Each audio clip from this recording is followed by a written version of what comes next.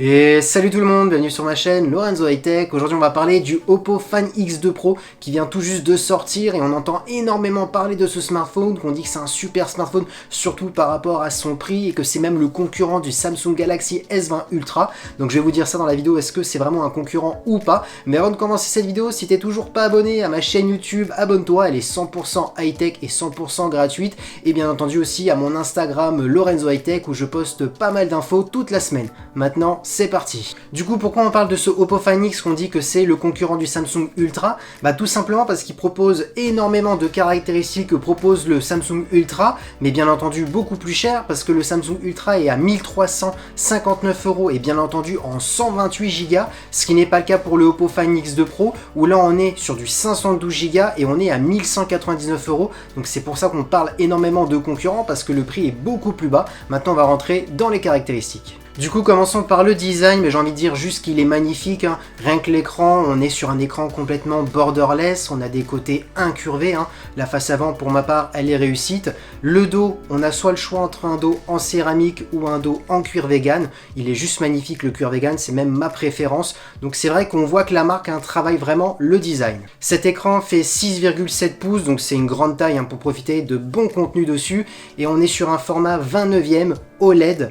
Quad HD pour la résolution et bien entendu un taux de rafraîchissement de 120 Hz, ça c'est vraiment magnifique et en plus on a une certification HDR10+, donc là on va vraiment profiter de cet écran, donc rien que pour commencer c'est vraiment impressionnant. Le premier changement qu'on aperçoit sur ce modèle par rapport à l'ancienne génération, c'est la caméra pop-up, il n'y en a plus, la caméra qui sort directement du téléphone pour faire des selfies, comme Samsung, ils ont fait un poinçon en haut à gauche pour la caméra frontale. Pourquoi? Tout simplement, avant il n'était pas waterproof, et maintenant cette année oui, il est IP68, donc du coup il résiste à 2 mètres de profondeur pendant quelques heures, donc ça c'est quand même intéressant. Et pour ce qui est de la sécurité, vous aurez un capteur d'empreinte qui est sous l'écran. Parlons maintenant des caractéristiques. Au niveau du dos de ce smartphone, on retrouve 3 capteurs. On a un capteur de 13 millions de pixels avec un zoom hybride de 10x et on a une stabilisation optique. Le deuxième capteur est un grand angle de 48 millions de pixels qui permet d'avoir aussi une stabilisation optique.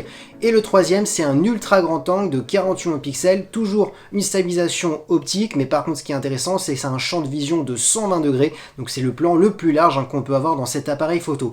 Question vidéo, il filme en 4K 60 images par seconde, donc c'est parfait. Pas de 8K, oui vous allez me dire, le Samsung Ultra filme en 8K. Maintenant, comme je vous l'ai dit dans pas mal de vidéos, pour ma part, le 8K, c'est pas vraiment encore intéressant. Tout le monde n'a pas les écrans en 8K, tout le monde n'a pas les configurations de leur PC pour faire des montages en 8K, et surtout, il y a certaines choses qui ne sont pas intéressantes dans le Samsung et qui a même été critiqué par pas mal de labos de test, c'est que malheureusement on peut filmer pas plus de 5 minutes en 8K, c'est les restrictions actuellement chez Samsung et il y a pas mal de choses qu'on ne peut pas faire en 8K, donc vous voyez, même chez Samsung la technologie 8K n'est pas encore vraiment prête. Maintenant parlons de performance, est-ce qu'il peut coller le Samsung Ultra? J'ai envie de vous dire oui. Pourquoi? Tout simplement il embarque 12 Go de RAM, donc ce qui est énorme. Il a aussi le Snapdragon 865 qui est le dernier processeur le plus puissant. Il sera aussi compatible 5G et surtout il est directement en 512 Go interne, donc du coup vous avez énormément de mémoire directement dans ce smartphone et n'oubliez pas il est à 1199 €,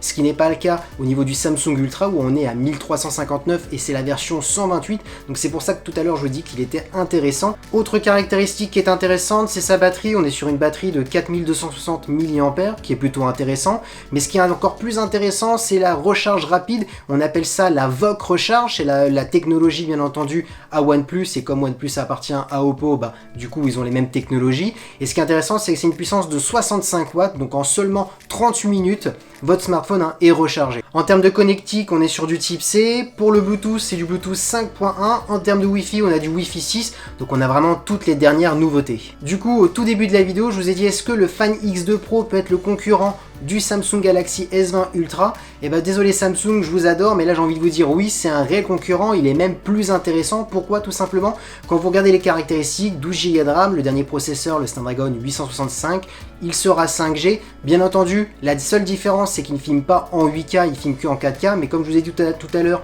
pour ma part, la 8K, pour l'instant, on ne peut pas vraiment l'utiliser. Donc du coup, à 1199 € au lieu de 1359 € et surtout à 1359 € Chez Samsung, c'est que la version 128, où là, à 1199 €, on est sur la version 512 Go sur Oppo. Donc c'est vraiment plus intéressant pour ma part, je trouve, que le Oppo Fan X2 Pro en termes de haut de gamme, hein. C'est le meilleur choix en tout cas pour ma part contre Samsung, le Ultra. Comme toujours, hein, je dis toujours, pour qui il est destiné ce smartphone, et ben là j'ai envie de vous dire, avec toutes les dernières technologies, hein, c'est pour tout le monde, hein. Soit une personne lambda qui veut un téléphone qui dure dans le temps, bah là il va durer parce que vous avez toutes les dernières technologies.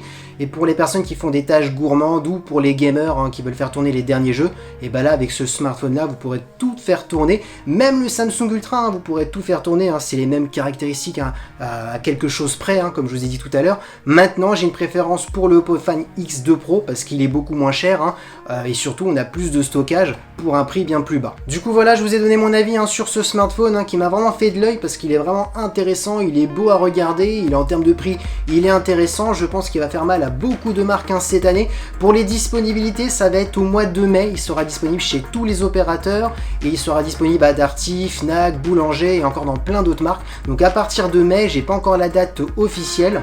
Donc du coup voilà, il n'y a plus qu'à attendre, hein. Et voilà, cette vidéo est terminée, j'espère qu'elle vous aura plu. Si c'est le cas, n'oubliez pas le petit pouce like, de vous abonner, de partager la vidéo. C'était Lorenzo High Tech.